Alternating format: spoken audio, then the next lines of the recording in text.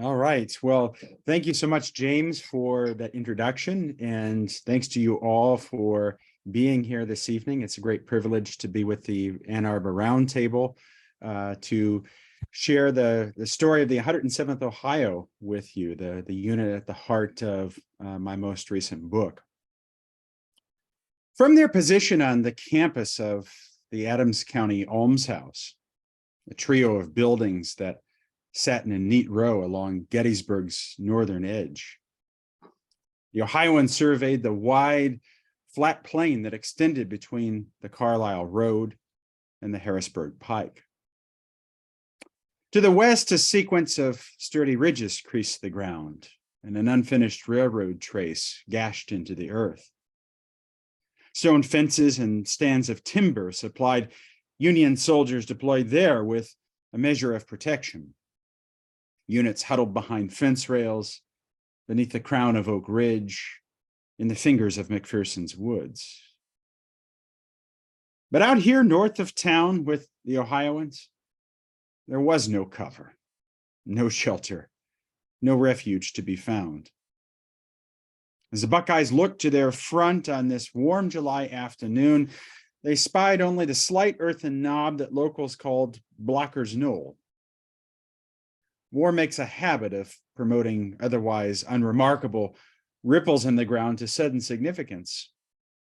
And in that respect, this day would be no different. Atop the forlorn rise, a precocious young division commander unlimbered 4 Napoleon guns, shook out a skirmish line, and then planted a tiny brigade, stretching the thin blue ribbon of Union troops coiled about Gettysburg just about as far as it would stretch. Shot and shell soon winged overhead, the first portent of Confederate soldiers massing for an assault. After what seemed like a lifetime, the 107th Ohio Volunteer Infantry was knotted toward the knoll to brace this beleaguered Union line. They advanced with heavy steps and knotted throats, some inserting one last cheekful of tobacco. To be sure, such a daunting errand might have given any such troops pause, but it was a distinct dread that flooded the Ohioans.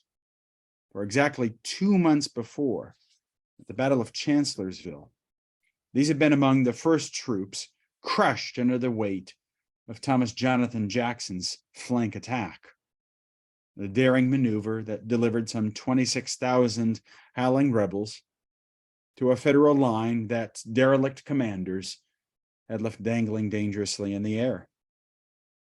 In mere minutes, Jackson's rebels added more than half of the 107th Ohio to the Civil War's ever-lengthening register of killed, wounded, missing, and captured.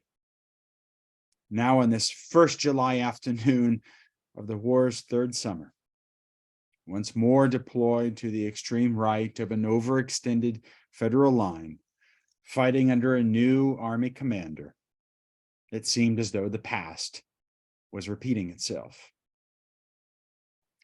The historian Leslie Gordon has observed that many Union soldiers ached for an unambiguous story of their wartime service, free of anything embarrassing, unmanly, or dishonorable.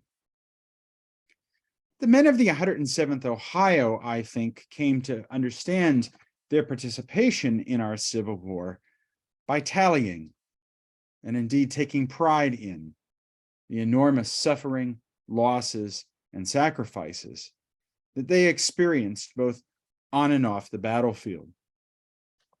The men of the 107th Ohio were especially anxious to demonstrate to a politically divided citizenry back home that they too could battle no less manfully than their native-born comrades in arms.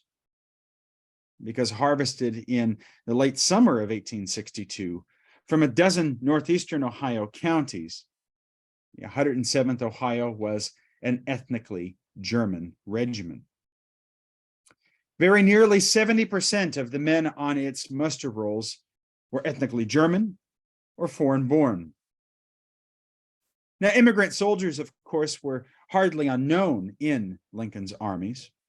More than 200,000 ethnic Germans donned United States blue between 1861 and 1865, numbers that rivaled the participation of African American soldiers in the Civil War armies.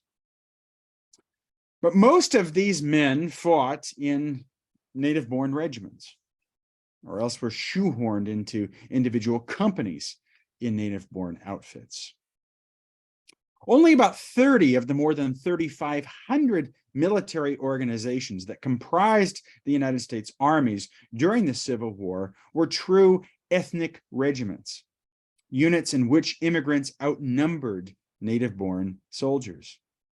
And so the 107th Ohio counted itself on this very short list, one of just 6 ethnic units from the Buckeye State. Still, even as language, popular perceptions of their fighting prowess, and ethnicity set them apart, these men endured, I think, the numbing human ordeal of the contest in some ordinary ways.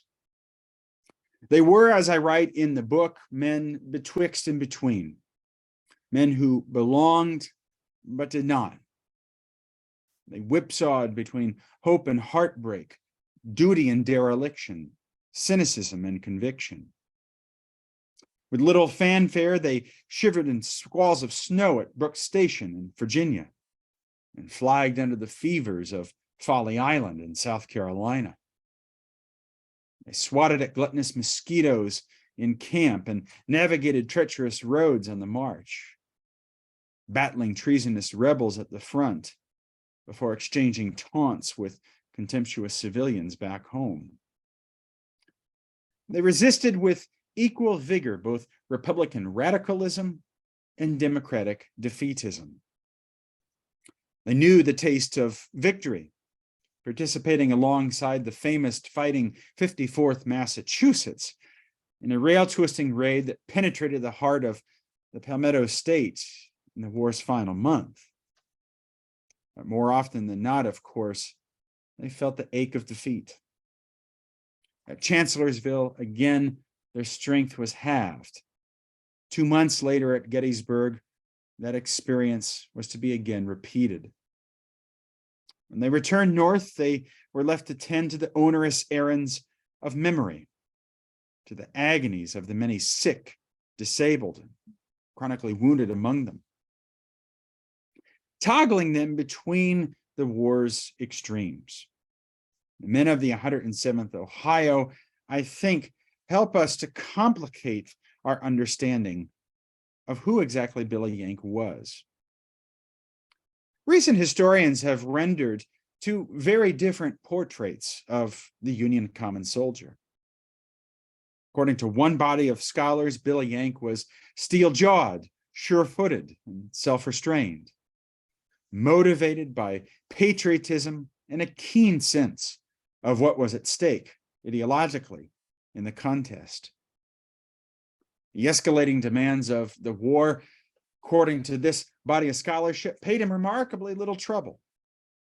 For if anything, experiences under fire or in close proximity to chattel slavery served only to magnify his convictions. These histories, I think, have, to some degree, exaggerated Billy Yank's courage, pluck, and determination. But still another body of scholarship has foregrounded the Union soldiers' anguish, misery, and woe. In these accounts, natural, physical, and psychological deprivations of war serve to quickly erode the youthful idealism that first inspired him to enlist. On blood-stained battlefields, Billy Yank confronts the stark divide between the glittering war he imagined and the gruesome war he was asked to fight. Both views, I think, have revealed some important truths about Civil War soldiers and their service. But they've equally effaced, I think, the war's lived complexities, the extent to which the conflict was at once a tale of pride and pain, of courage and cowardice, of life and death, loyalty and betrayal. In short, the men of the 107th Ohio helped restore to view not only an immigrant regiment's civil war, but the murk and muck of life in camp and on the march. The demands of carrying on, standing guard, putting one foot in front of the other. The satisfaction of having suffered, sacrificed, and somehow survived. By recovering how a particular community of men navigated the many mercurial faces of war. Regimental histories are ideal vessels for rendering a more complete, more capacious, and ultimately a more inclusive narrative of our nation's deadliest conflict. Regimental histories render legible that liminal space between raw lived realities and ennobling national narratives. They help us to see unit histories do, that spaces, places, and environments shaped and informed soldiers' attitudes toward the war, their understanding of the combat. They help us to see that experiences between battles and behind the lines did as much, if not more, than combat, to inform a unit's identity. And they help us to understand that the trauma of a Civil War engagement, when it did come, could ripple out in time and space to annex the lives of soldiers, survivors, their families, and their communities for generations. Now, for the 107th Ohio, that war began the summer before Gettysburg, the summer of 1862, when Ohio's War Democrat Governor David Todd authorized the creation of the 5th ethnically German regiment from the Buckeye State. German Citizens Military Committee canvassed the state's northeastern counties for recruits. And among the 994 men who answered that first roll call were stonecutters and shoemakers, butchers and blacksmiths, tailors and tinsmiths, weavers and watchmakers. These men tallied very many reasons for marching off to the war. So many, in fact, that their motivations mock any sort of neat categorization. Reports that the regiment would reinforce Franz Sigel, the revolutionary emigre turned Union general, served, in the words of one soldier, to act like a charm and arouse great enthusiasm. Some men yearned to follow in the martial footsteps of revered ancestors who had fought in the War of 1812 or even in the American Revolution. For still others, pecuniary inducements, bounties appealed more powerfully than patriotism. For a group of 20 young men from the village of Zor, a communitarian society on the Tuscarawas River outside of New Philadelphia, they became persuaded that their pacifism, sworn pacifism, was no longer plausible in the face of a war that was increasingly apparently about emancipation. And so they sacrificed their pacifism and went off to war to end slavery. Whatever their initial individual motivation, the regiment, a diverse lot of men, embracing both radical Republicans and Democratic immigrants, this regiment would first snap to attention at Camp Cleveland, sprawling training complex sited on about 60 acres immediately south of that city on Lake Erie. With fewer of 3 weeks of training under their belt plates and shoddy Austrian muskets that elicited much grumbling on their shoulders, the 107th Ohio was knotted forth on its first assignment, its first errand. Earlier that summer of 1862, a rebel raid had looped within about 60 miles of Cincinnati. And though the immediate threat to the Queen City had passed, Ohio Governor David Todd was wisely going to nod forward his freshest recruits to take up a position in the earthen works that coiled about the city in an effort to reassure some yet uneasy denizens. Now, if the care with which 21-year-old John Brunny, a regimental musician in the 107th Ohio, described it as any indication, the regiment's first march into northern Kentucky proved a formative episode. At first, things moved forward, accompanied by song, Brunny explained. But then the temperatures rose and the haversacks grew heavy. Our muscles became sore. Thirst set in. Cursing officers struggled to keep the men in their ranks as they lost courage and collapsed along the side of the road. This first march indeed invited the 107th Ohio to reconsider their naive optimism about the war, to distinguish between cowardice and straggling. Further, when it was revealed that the unit had spent the entire day marching in circles, that its intended destination could have been reached in just an hour, the men came to question openly both the perspicacity of their leaders and to reflect on some of the more rank absurdities of life at war.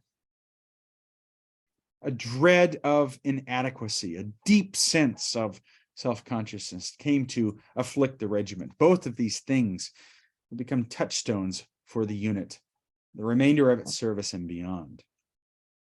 The men were impatient for action, eager for an opportunity to prove their mettle in combat. Yet even a welcome transfer to the seat of the war's Eastern Theater in the Old Dominion in the fall of 1862 did not occasion that much anticipated rendezvous with the rebels. For a porridge-like muck plastered Virginia's roads and arrested the regiment and the Army of the Potomac's forward progress.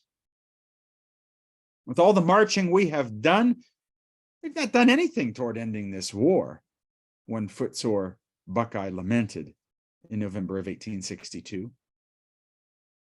Moored in place, indeed, the men of the 107th Ohio instead settled in for a long winter north of the Rappahannock River, spared the fiasco of Fredericksburg.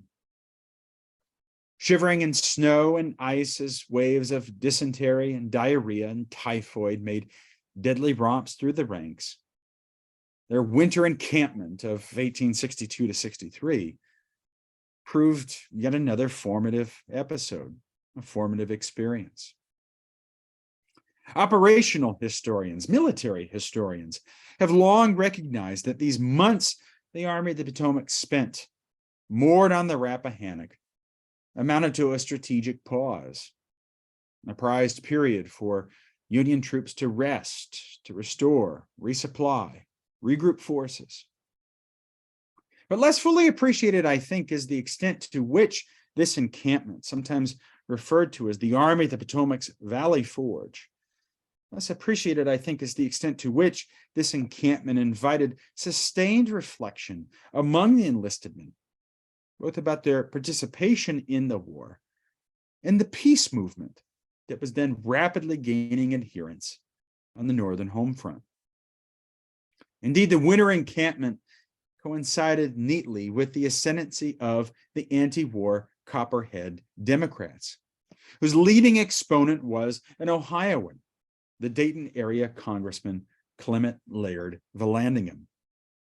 Vallandigham would deliver an anti-war, anti-abolition, anti-Lincoln tirade the very day the 107th Ohio trudged toward its new campsite at Brooke Station, Virginia. Throughout the North, many Republicans, of course, decried what they believed to be Democratic defeatism. But nowhere did that opposition to the flowering of Copperheadism blaze with more righteous indignation than in the camps of the 107th Ohio. From their winter huts, the men penned letters and ratified resolutions expressing their desire to see the war prosecuted through to a vigorous conclusion. If they don't want us to come down here and fight, one of the unit's enlisted men recommended, why, let them keep their mouths shut and not disturb us. I will leave my bones to bleach on the battlefields of the sunny South, he retorted, before I will say compromise or enough. All I ask, another of the Buckeyes insisted, is for those who know nothing of war and its ravages to hold their mouths and not discourage those who are risking their lives in an effort to restore a tottering government to its former position. Idealizing then their shivering, their suffering, and their sacrifices, the men of the 107th Ohio invited a contrast between their own martial masculinity and what they deemed the unmanly agitation of the stay-at-homes. Some of the men even expressed during this period their desire to engage the Copperheads in open combat. In an intrepid editorial, one private proposed to send home some of our weather-beaten soldiers, armed with guns and bayonets and 60 rounds of cartridges. Christian von Gunden, who shouldered a rifle in Company I of the 107th, he even agreed to forego a much-anticipated furlough if and when issued orders to go home and confront the Copperheads. Halfway business is about played out, his comrade Christian Schreiner explained. It would indeed be a deplorable thing if civil war should break out within the North, but if it cannot be avoided in any other way than by yielding to the Copperheads and the Mudsill rebels, I say, let it come.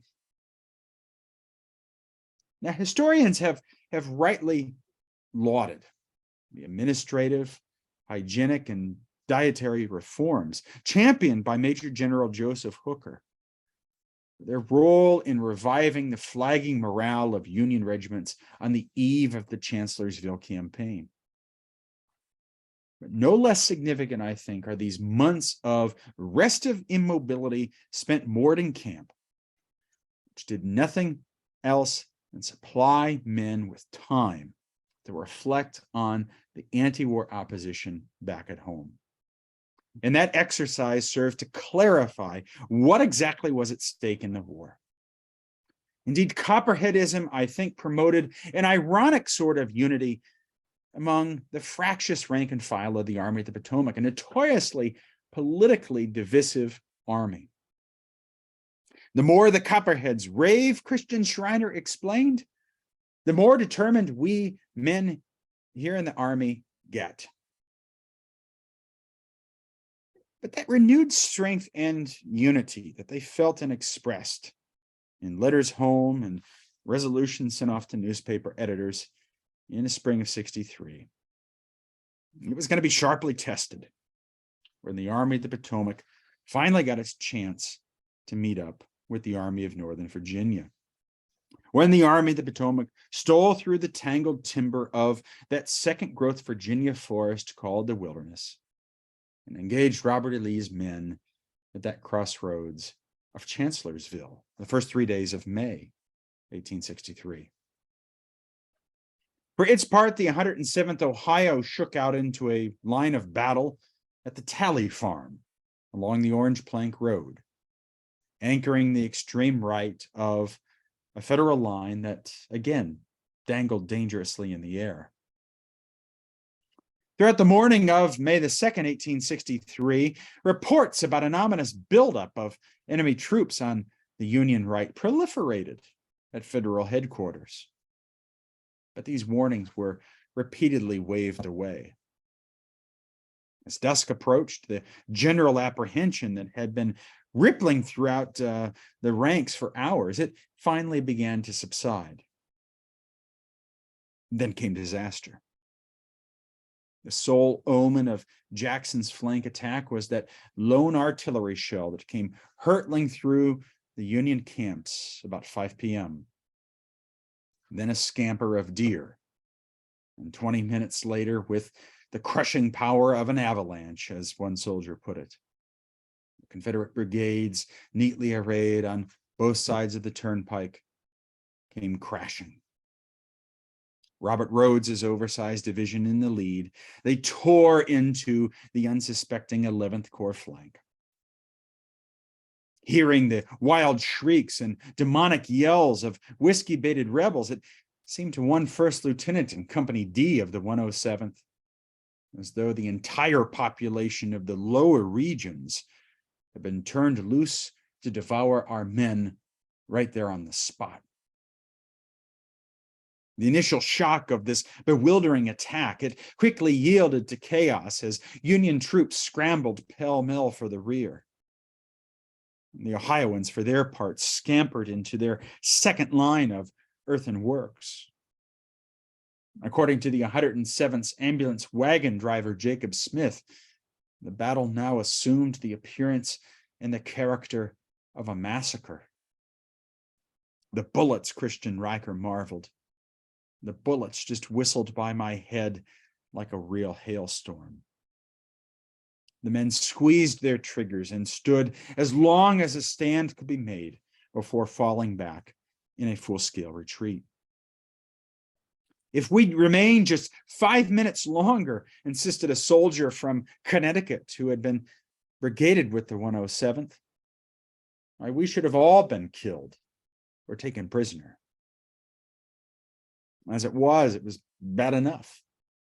The rebels had inflicted staggering losses, killing, wounded, or bagging as Libby-bound prisoners some 220 men, 52% casualties.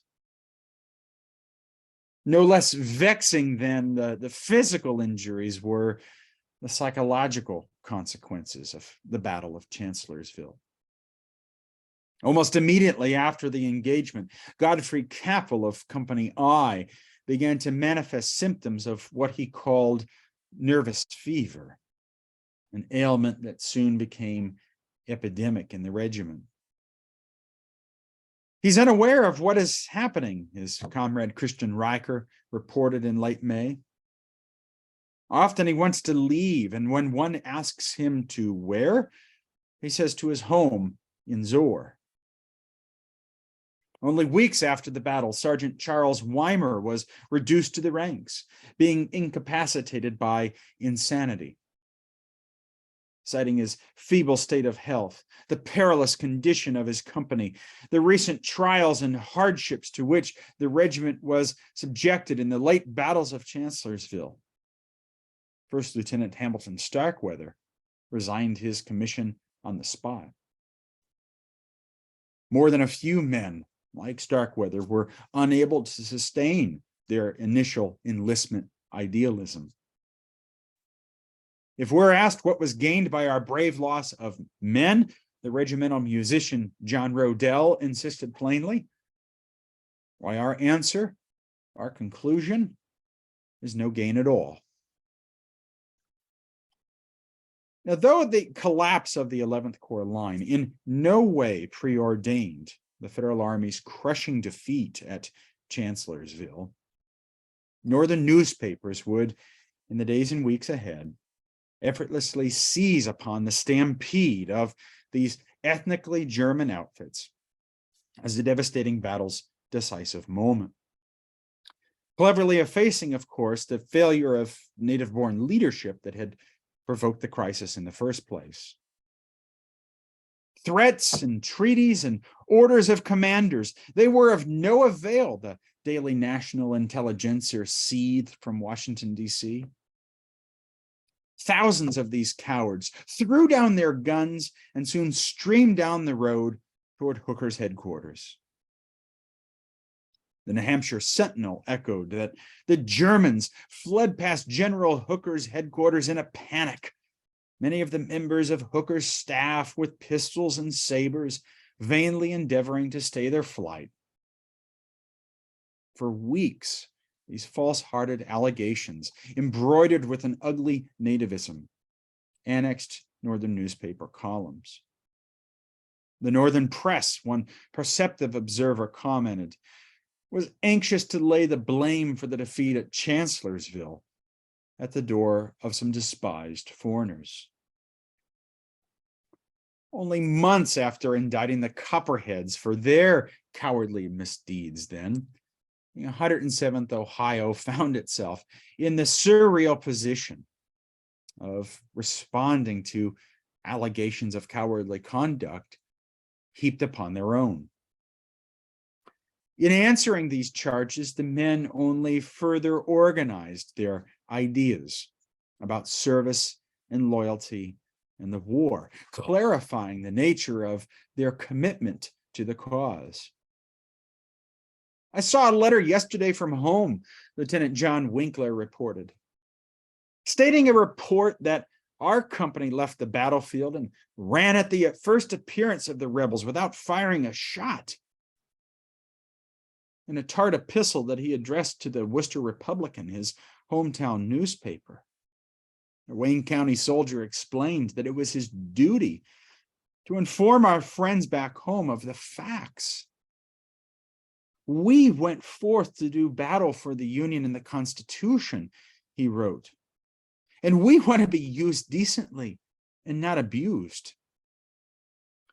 In sharply worded missives, they cataloged the battle's human destruction and wielded those lengthy casualty registers as evidence not of a flight, but of a brief yet hopeless stand.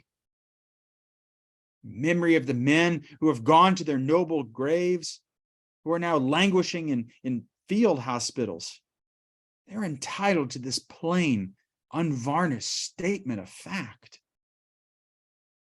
Indeed, for the soldiers of the 11th Corps, the struggle to establish what happened along the Orange Turnpike would be nearly as trying as the battle itself. But in this fight, they would enlist the support of the larger German-American community. From lower Manhattan to the east side of Cleveland, mass meetings assembled to rebuke the calumniators, to hurl the slanders back upon the teeth of their fabricators.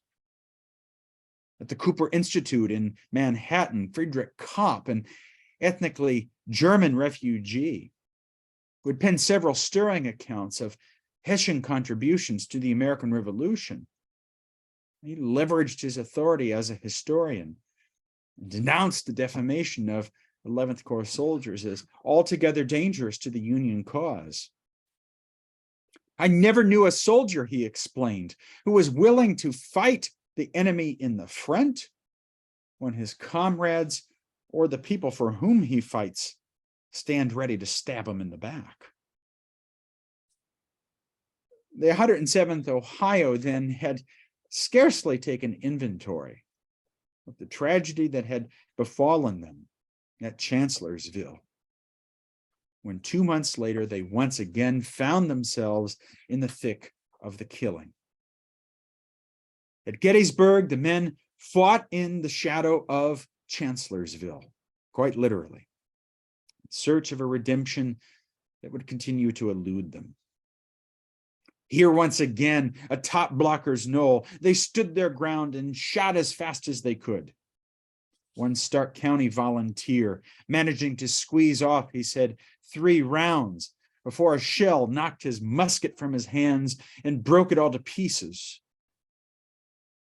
But before long, the federal line collapsed under the overwhelming pressure of an enfilading enemy fire delivered by George Pierce Doles's and John Brown Gordon's Georgians, splashing across Rock Creek, driving across the Blocker farm. The Ohioans abandoned that deadly perch to which they never should have been assigned, offering whatever resistance they could as they scrambled to the rear. Back at the old Adams County almshouse, the northern fringe of the borough, the 107th Ohio's adjutant Peter F. Young from Cleveland gripped the regimental colors in a daring attempt to rally the dazed remnants of the regiment. The retreat through town was harrowing. It was especially so for the unit's ambulance detail, obliged to wind wagons heaping with wounded and gangrenous men through the confused, gnarled masses congesting the streets.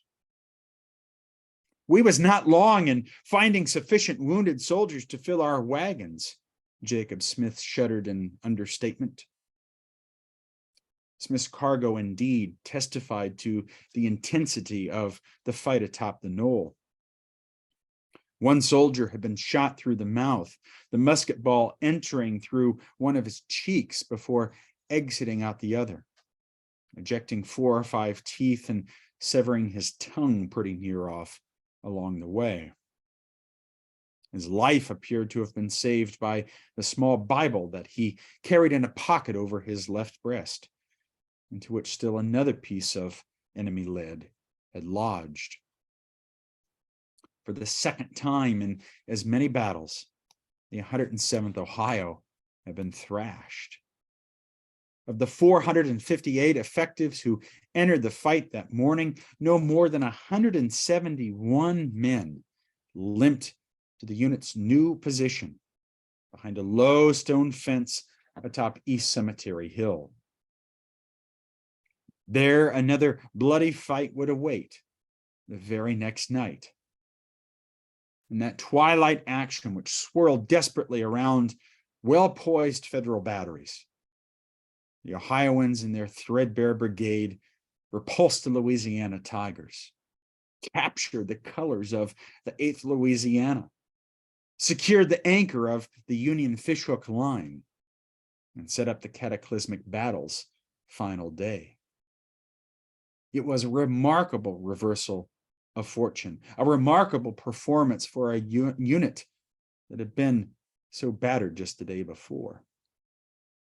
But tellingly, years later, when asked to place their regimental monument on the Gettysburg battlefield, they would choose not the site of great heroism, which is today marked by that ugly green water tank at Gettysburg behind the Jenny Wade House.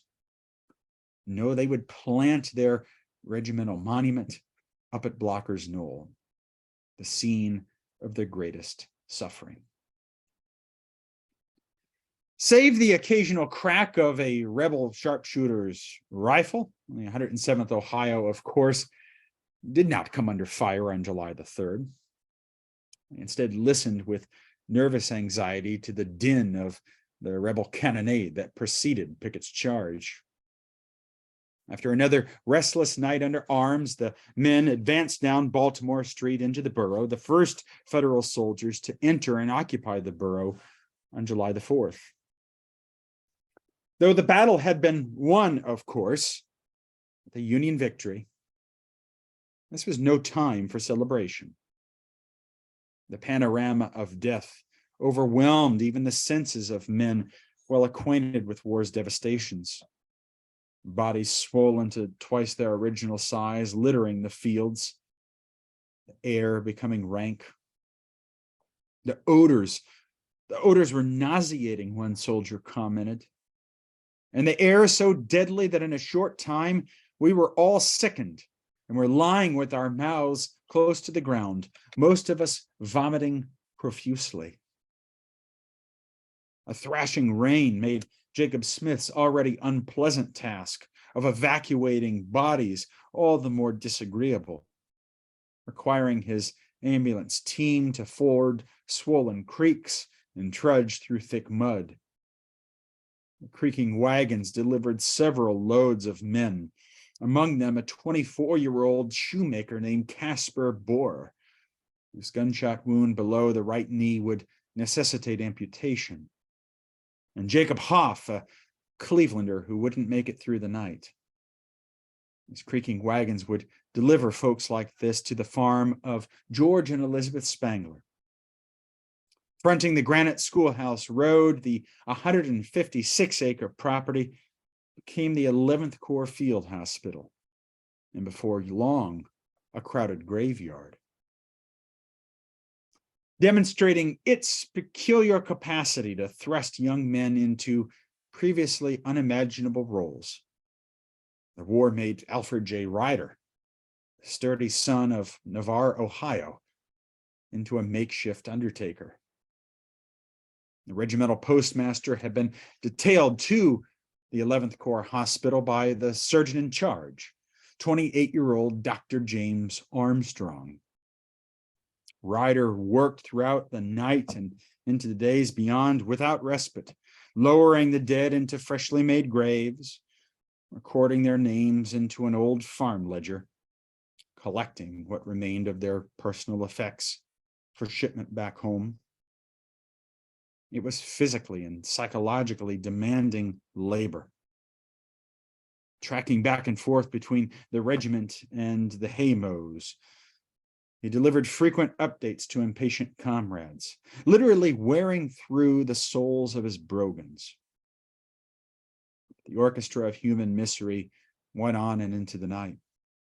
The shrill cries and heartrending groans of dying soldiers to be the only serenade on this 4th of July. The grief of Gettysburg indeed would continue to prey upon the regiment in a way that would find tactical articulation on the ground. A doleful drip of reports from hospital wards and hometowns where men recuperated and tended to their injuries continued to find the regiment throughout the fall. Most of these dispatches found the men of the 107th Ohio adjusting to the muggy tropical climes of Folly Island, South Carolina, a dreary and worthless collection of sand hills, in the words of one soldier. In a humiliating move that seemingly confirmed the jaundiced assessments of their detractors in the press, the 11th Corps was disbanded from the Army of the Potomac and whisked to the war's margins. The men of the 107th Ohio were detailed to the Department of the South, obliged to mark time and prowl about on picket, to exchange gray-clad enemies for a host of natural ones. Moored in exotic camps far from home, subjected to mindless drills and monotonous fatigue duties, the men betrayed their dejection and gloom in letters and diaries. We looked every evening upon the same naked beaches of sand, one enlisted man explained, at those same drooping palmettos. Unable to escape the thought that they had been consigned to irrelevance, the troops indeed no longer shined their shoes or folded their gum blankets, polished their muskets, snapped to attention. They snubbed military conventions that now seemed but empty ceremony, deprived of the opportunity to participate in those headline-seizing battles in Virginia and Georgia in 1864. Instead chronicled their campaigns against sand fleas and scorpions, wood ticks and mosquitoes. In this way, they could continue to suffer and indeed even bleed on behalf of the Union cause. Indeed, keeping mind, body, and soul together would be their challenge in 1864, a challenge as great as any as they had faced under battle. But by the autumn of that year, most were really just looking for an end to the war at any cost. Indeed, in yet another remarkable reversal of fortune, the 107th Ohio would become unique among Buckeye State outfits in delivering a plurality of its ballots in the 1864 presidential election to the Democratic nominee, George B. McClellan. Little Mac, the men supposed, was likelier than Old Abe to end the war. And so men who had earlier decried Copperheadism now were voting for a candidate who had very clearly pledged to end the conflict. "It is strange," remarked one Connecticut soldier, brigaded with the unit for most of the war, that men who have endured so many hardships, who have periled so much for their country, it is strange that they should be so blind and ignorant as to support that which is working to destroy all of the good they have ever accomplished. George McClellan, of course, would not have that chance to destroy all of the good that they had accomplished. Lincoln, as you know, was comfortably reelected, and the Union war effort at last showed signs of promise and forward movement. The 107th Ohio, for its part, even got one last opportunity to confront the rebels in battle. A sprite fight alongside the men of the 54th Massachusetts, the famous African-American outfit, in a battle at a place called Dingle's Mill in South Carolina. It was Sunday, April the 9th, 1865. The Ohioans acquitted themselves very, very well. So well, in fact, that a young private in the 107th named Henry Finkenbinner earned for himself the Medal of Honor for his daring rescue of two comrades who were wounded and caught between enemy lines. He dashed across a burning bridge with another comrade to rescue them. As luck would have it, these heroics at Dingle's Mill were easily eclipsed by the news coming out of Virginia.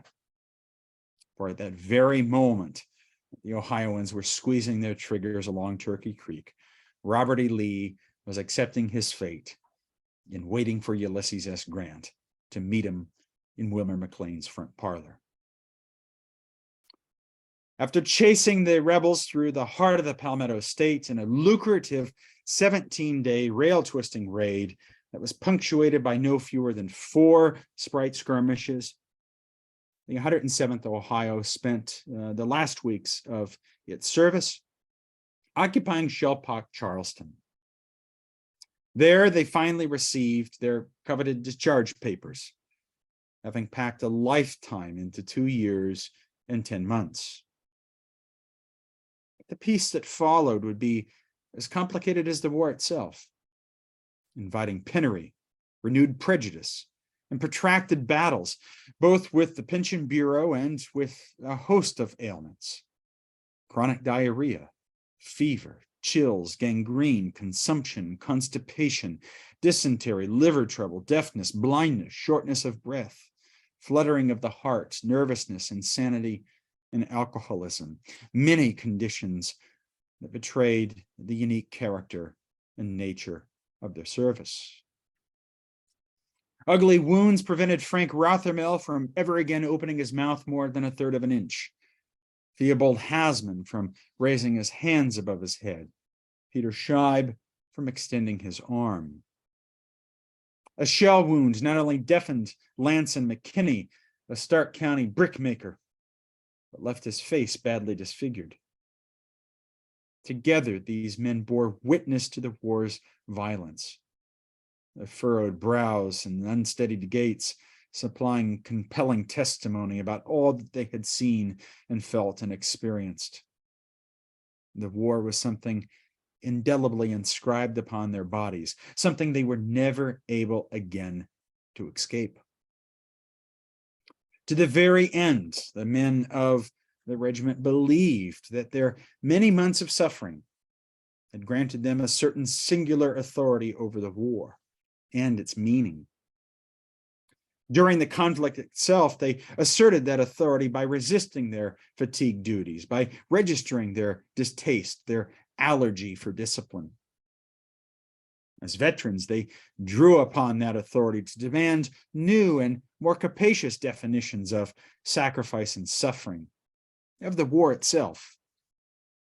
Much more than extraordinary deeds, they reminded, Union victory demanded everyday metal. Not just charges up Little Round Top, but that sort of metal put on display in disease-choked camps, in overcrowded hospital wards, on protracted marches, on remote picket lines, on those evenings when men marked time and suffocated from self-doubt. Empty sleeves were honorable scars, but so too were frostbitten toes and crooked fingers, raspy coughs, labored breaths, deaf ears, and blind eyes. Now they're convinced that they had climbed to the snowy heights of honor, once described in elegy by Oliver Wendell Holmes Jr. nor entirely ready to concede that the war had been some irredeemable folly, some orgy of meaningless violence. The men of the regiment instead fused pain and pride into a singular interpretation of the war, one that I think has eluded modern scholars. Loss and anguish were, even for the most sentimental among these veterans, fundamental to the conflict's meaning.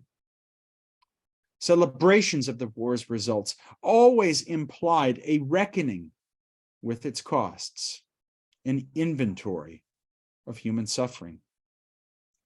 As one scholar recently observed, veterans revisited the terror of combat that had marked their service after the war, if only to take greater satisfaction in the comforts of a hard-won peace. Their sacrifices, they believed, bespoke their loyalty. And while the legacy of emancipation continued to divide the men in peace as it had divided them during the war, nobody could deny that they had stood by their flag in the face of a treasonous rebellion. The nation, however, preferred to move on. And so it was at the turn of the 20th century that poets could declare fervid atmosphere and typical events of the war were in danger of being totally forgotten.